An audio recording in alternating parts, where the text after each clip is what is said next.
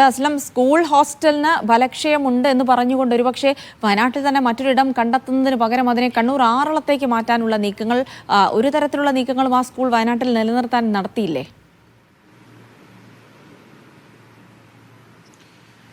സംസ്ഥാന പട്ടികവർഗ വകുപ്പിന് കീഴിൽ വരുന്നതാണ് ഈ ആശ്രമം റെസിഡൻഷ്യൽ സ്കൂൾ. 260 വിദ്യാർത്ഥികൾ നമ്മുടെ പോരുന്നാണ്. നല്ല ഊർജ്ജസ്വലരായ വിദ്യാർത്ഥികൾ, നല്ല കഴിവുള്ള വിദ്യാർത്ഥികളാണ്. കായിക മേഖലയിലും കലാമേഖലയിലൊക്കെ തന്നെ കഴിവ് തെളിയിക്കുന്ന നല്ല പഠനമുള്ള നിലവാരമുള്ള വിദ്യാർത്ഥികളാണ്. ഭൂരിഭാഗം പേരും വയനാട് ജില്ലയിലുള്ള വിദ്യാർത്ഥികൾ തന്നെയാണ്. അടിയ പണിയ എന്ന് പറയുന്ന 2 ആദിവാസി വിഭാഗങ്ങളിൽപ്പെട്ടവരാണ് ഏറ്റവും കൂടുതൽ. ഏറെക്കുറെ അവർ തന്നെയാണ് അവിടെ സ്കൂളിലെ വിദ്യാർത്ഥികളെന്ന് പറയാം. ആ ഒരു സ്ഥലത്ത് അവിടുത്തെ കുറേ നാളുകളായി, ഒരു 40 വർഷത്തിലധികമായി പഴക്കമുള്ള ഹോസ്റ്റൽ കെട്ടിടമാണ് പെൺകുട്ടികളുടെ. അത് നിരന്തരമായിട്ട് പരാതികൾ വരികയും അവസാനം അവിടെ കുട്ടികളെ താമസിപ്പിക്കാൻ സുരക്ഷിതമല്ലാത്ത അവസ്ഥയിലായതോടുകൂടിയാണ് മറ്റ് ബദൽ സാധ്യതകൾ പോലും തേടാതെ മറ്റൊരു സ്കൂളിലേക്ക് മാറ്റുന്നത്. അതിന് ഏറ്റവും പ്രധാനപ്പെട്ട പ്രശ്നം എന്ന് പറയുന്നത് നേരത്തെ തന്നെ പട്ടികവർഗ വകുപ്പിന് കീഴിലുള്ളതാണ്.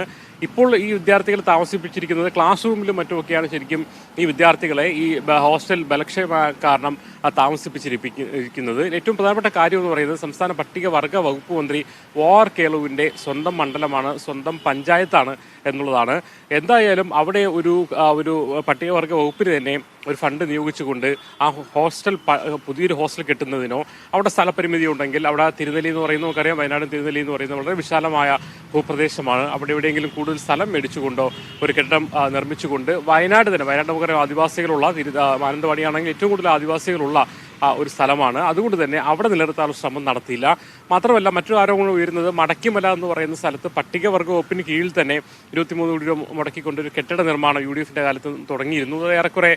ഏറെക്കുറെ പൂർത്തിയായതാണ്. ഇനിയും പണികളുണ്ട്. അത് പൂർത്തീകരിച്ചുകൊണ്ട് അവിടെ ഒരു ക്യാമ്പസായി മാറ്റിക്കൊണ്ട് അവിടെ മാറ്റാനൊന്നും ഒരു ശ്രമങ്ങളും നടത്തിയില്ല. നേരിട്ട് കേളകത്തിൽ അവിടെ നിർമ്മിച്ചുകൊണ്ടിരുന്ന സ്കൂളിലേക്ക് ഈ സ്കൂളിനെ പറിച്ചു നടുകയാണ് ശരിക്കും ചെയ്യുന്നത്. ശരിക്കും സാങ്കേതികമായി പറഞ്ഞാൽ വലിയ ദൂരം വേണമെന്നില്ല. കാരണം മാനന്തവാടിയിൽ നിന്നും തിരുനെല്ലിയിൽ പോകുന്നതും മാനന്തവാടിയിൽ നിന്നും പാൽച്ചുരം ഇറങ്ങി ആറളത്തേക്ക് പോകുന്നതൊക്കെ വലിയ ദൂരമില്ലാന്ന് വേണമെങ്കിൽ സാങ്കേതികമായി പറയാം. അതേസമയം വയനാട് പോലുള്ള ആദിവാസി പോപ്പുലേഷൻ കൂടുതലുള്ള സ്ഥലത്തുള്ള ഒരു റെസിഡൻഷ്യൽ സ്കൂൾ പട്ടികവർഗ വിഭാഗങ്ങൾക്ക് താമസിച്ച് പഠിക്കാനുള്ള സ്കൂള് പൊടുന്നതിനെ അവിടുന്ന് മാറ്റുന്നു എന്നുള്ളത് അവിടുത്തെ ആൾക്കാരെ സംബന്ധിച്ചോളം വലിയ പ്രതിഷേധത്തിന് ഇടയാക്കിയിട്ടുണ്ട്. അവർ ഉന്നയിക്കുന്ന പ്രധാനപ്പെട്ട കാര്യം എന്ന് പറയുന്നത് ഏതോ അർത്ഥത്തിൽ ഒരു ഹോസ്റ്റൽ കെട്ടിടത്തിന്റെ പ്രശ്നമാണ് ഇപ്പോൾ പറയുന്നത്. ഹോസ്റ്റൽ കെട്ടിടം പുതുതായി നിർമ്മിക്കുന്നതിനോ, മാത്രമല്ല അവിടെ മറ്റ് കളിക്കുന്നതിന് വേണ്ടിയിട്ടുള്ള നല്ല ഗ്രൗണ്ടുകൾ കുറവുണ്ട്. അതൊക്കെ പരിഹരിച്ചുകൊണ്ട് അവിടെ തന്നെ നിർത്തുകയും ആ വയനാട് ജില്ലയിലെ വിദ്യാർത്ഥികൾക്ക്, ആ പട്ടികവർഗ വിദ്യാർത്ഥികൾക്ക് അവിടെ തന്നെ പഠിക്കാനുള്ള അവസരം ഒരുക്കുകയും ചെയ്യണമായിരുന്നു.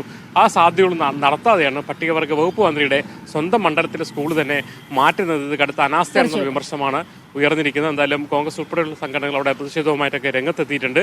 എന്തായാലും കഴിഞ്ഞ മാസം 30-നാണ് മാറ്റേണ്ടിയിരുന്നത്. ഈ മാസം വൈകാതെ തന്നെ സ്കൂൾ മാറ്റം സംഭവിക്കാനിരിക്കുകയാണ്.